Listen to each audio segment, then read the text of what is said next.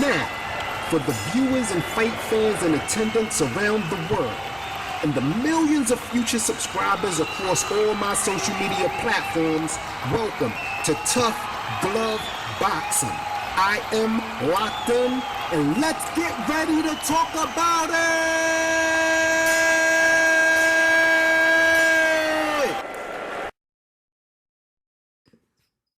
What's good, everybody? I'm locked in. Welcome to another episode of Tough Glove Boxing. Hit that like button, hit that subscribe button for your boy. Listen, why is it that Errol Spence Jr. fans get so upset? I mean, they lose their minds when somebody makes a statement that alleges Terrence Crawford is going to beat or dominate Errol Spence Jr. Recently, at the we had the inductions into the Hall of Fame. Shout out to Andre Ward, Floyd Mayweather, Roy Jones, Bernard Hopkins, all deserving in the future Terrence Crawford, right?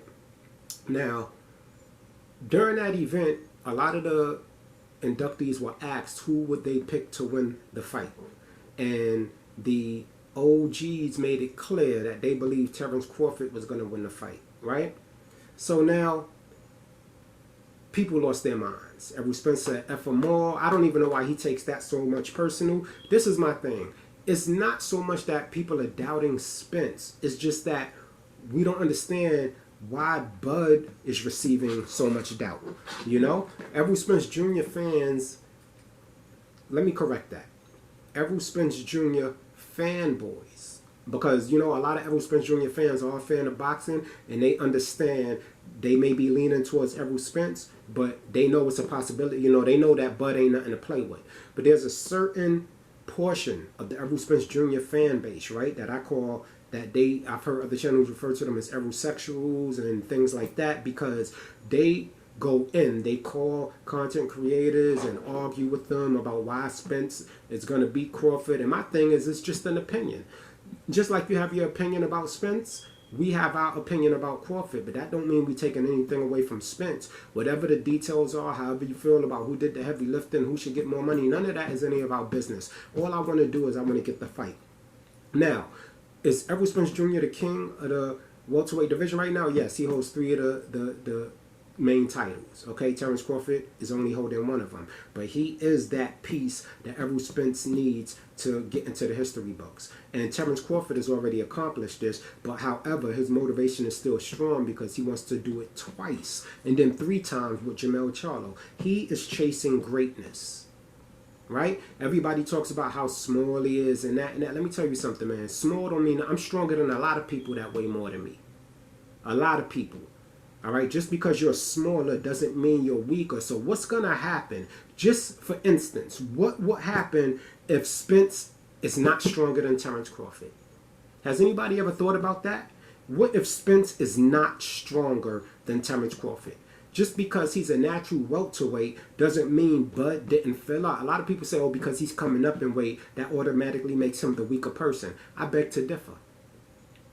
Right? Errol Spence is not the first person to fight the way he fights. We've seen his style before, but a lot of people don't want to associate the style that I'm talking about with Errol Spence. They rather, when they talk about Bud and Errol Spence, a lot of people like to bring up, you know, Sugar Ray Hearn, Sugar Ray Hagler, that style of fight. But in fact, the truth is, Errol Spence Jr.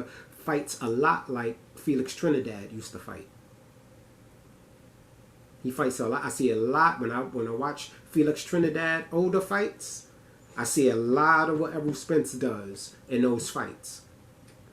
And Felix Trinidad, even though he went on an incredible run, he is one of the best boxers to ever do it. He was not unbeatable. Okay? So, my thing is this. Everybody's entitled to their opinion.